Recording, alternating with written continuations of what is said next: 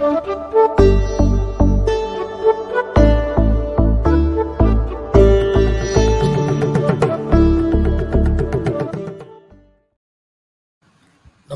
and welcome to this podcast, the first in this series titled Reflections on the Deivathin Kural.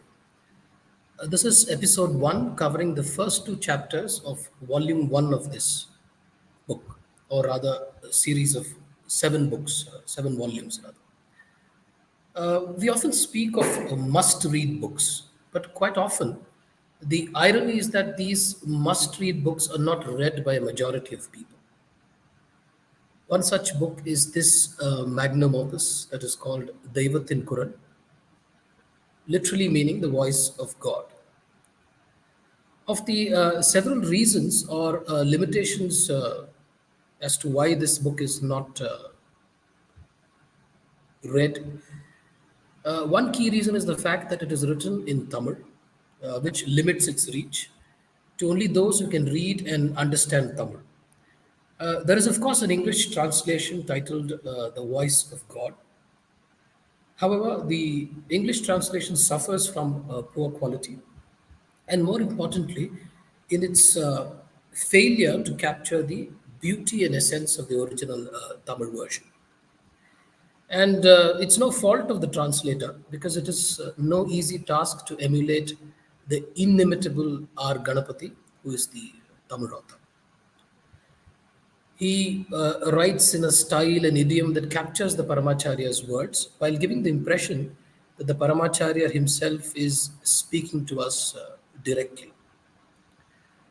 Another issue is probably the because of the sheer size of the work, 7,500 to 8,000 pages, spread across 7 volumes. Now, who reads that much nowadays? And on top of all of this, the 7 volumes deal with only one topic, dharma, which in itself is a limitation in the times that we live in. An additional problem that is unique to the present times is the paradigm shift in how content is consumed today. Watching and listening is much, much more popular than reading. The latter, which is reading, may be more immersive and even intense, but the former is more convenient and easy, and therefore that explains its popularity. That is also the reason why this podcast, because I think the content that is there in Deivathin Kural must reach a large number of people.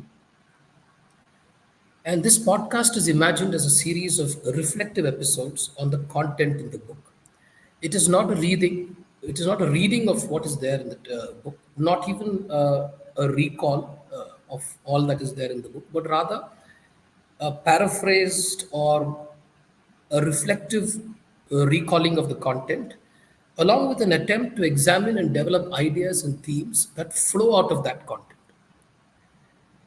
And the hope is also that it will make sense to people in the hustle and bustle of daily life. If all of this does not make sense to us in leading our lives better, then think that the podcast as well as these books do not make complete sense. Not that they do not make full sense, but they need to be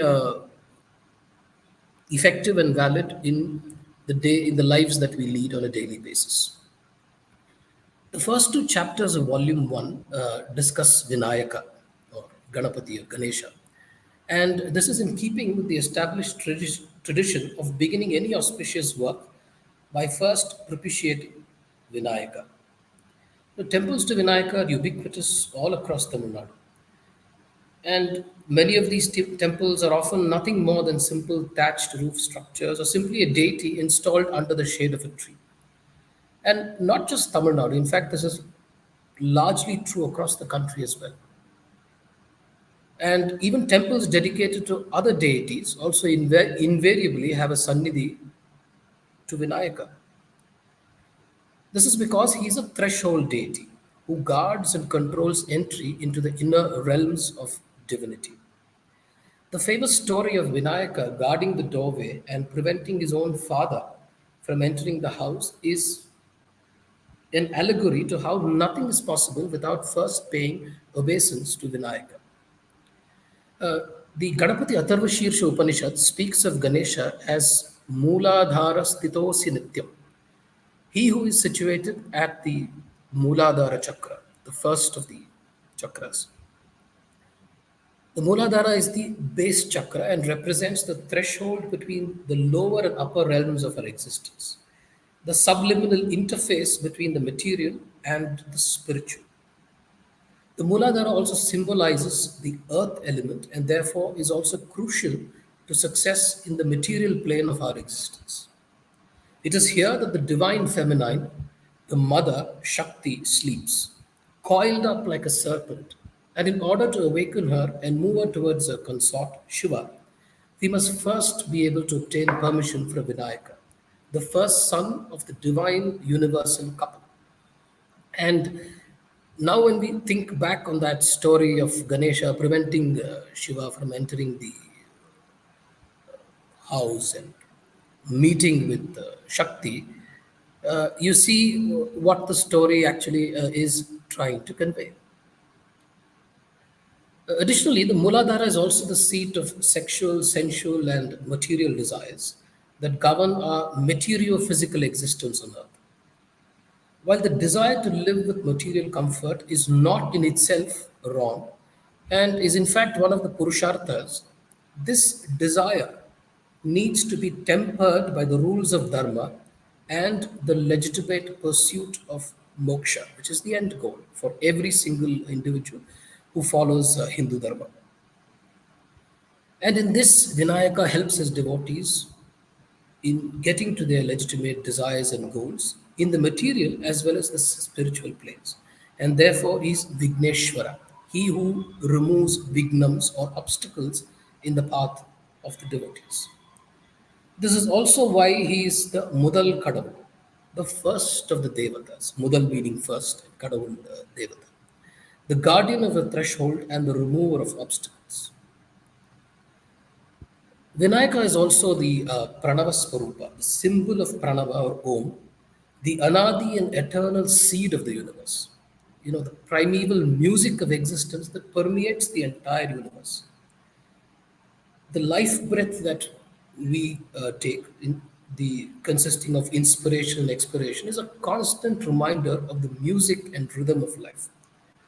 It is the constant hum of Om that animates each one of us and everything else in the universe. It's another matter that we don't recognize this, but even without us recognizing it, it is something that is constantly happening. In this chapter, the Paramacharya also recounts the story of Avayar. And Avayar, who lived during the Sangam period, known as the golden age of Tamil literature, was once invited by Sundaramurti Swamigal and Perumal Nayanar to travel with them to Kailasa, the abode of Shiva. She agreed to join them, but then it was also the time for a daily puja of her Ishta Devata, Ganesha. Avai decided that she would first finish her puja before starting on this journey. And she typically performed an elaborate puja, and today was no was no exception. And as the puja went on, the impatient Sundaramurti Swamigal and Nayanar asked her to hurry up because they had to travel to Kailasa and they wanted her, and she'd agreed to join, and they felt that she was taking too much time doing this puja. But Avayar being Avayar, she retorted, for me, my Vinayak puja is Kailasa. The two of you can go ahead and I will join you later. When Sundaramurti Swamigal and Perumal Nayanar finally reached Kailasa, they were surprised to see Avai already there. Ganesha had transported his favorite devotee in the blink of an eye with a simple twirl of his trunk. At a philosophical level, the story also symbolizes how Ganesha helps his devotees to transcend the ocean of samsara, material existence. He had transported Avai from the material plane to the plane of Kailasa, which is the spiritual abode of Parameshwara and also a reflection of spiritual attainment or spiritual growth as well. In Tamil land, Vinayaka is popularly known as Pillayar. Why Pillayar? The Pillai, of course, denotes that he is the first son of the first couple of the universe, Shiva and Parvati. The suffix R, which makes it Pillayar, is a mark of respect. For example, Abbayar, Periyavar, and so on, and therefore he is known as Pillayar. Interestingly, the second son of Shiva and Parvati is called Kumaran and not Kumarar, variously known as Murugan and not Murugar. Sometimes, of course, he is referred to as Murugar. Kartikeyan, not Kartikeyar very often, and Subramanian. But it's not very common to refer to him as Kumarar or Murugar. The most common usage would say Murugan, Kartikeyan, Kumaran. And this is because he is the Chellapillai, the affectionate son, not just of the universal couple, but also to everyone. Hence, he is Kumaran and not Kumarar. The suffix Pillayar or the suffix R is given only to Ganapati. That's also another unique story that the Paramacharya brings out in these two chapters.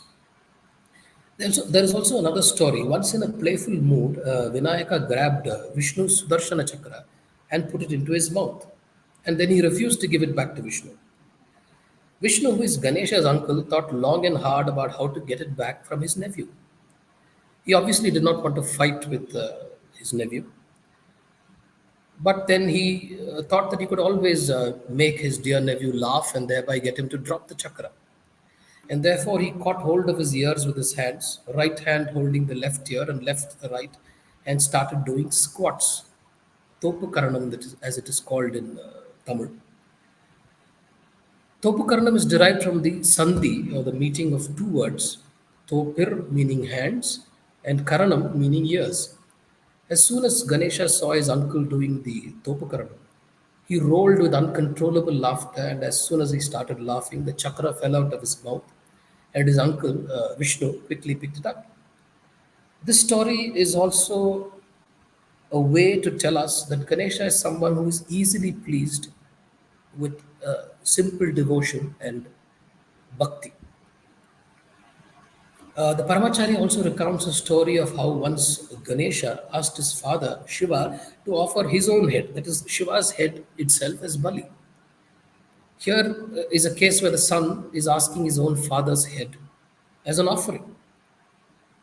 In fact, this is a story that I haven't heard or read about anywhere else. And this story is an allegory to how, in order to progress on this path, and on this spiritual path, we must be willing to sacrifice even that which is most dear to us. This particular episode of the son asking his father to offer his head as Bali is enacted almost daily in temples and homes at the end of a puja. The breaking of the coconut and offering it to the deity is a symbolic representation of this Bali. As most of you would know, the coconut has three eyes and therefore represents Mahadeva. And when it is broken into two pieces, the sweet milk that oozes out symbolizes the realization of the supreme truth.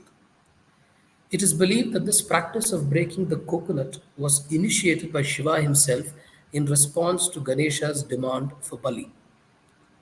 There is also the practice of churatengai, dashing the coconut against the ground so as to break it into several pieces, symbolically representing the shattering of the ego, the I sense that most of us are driven by.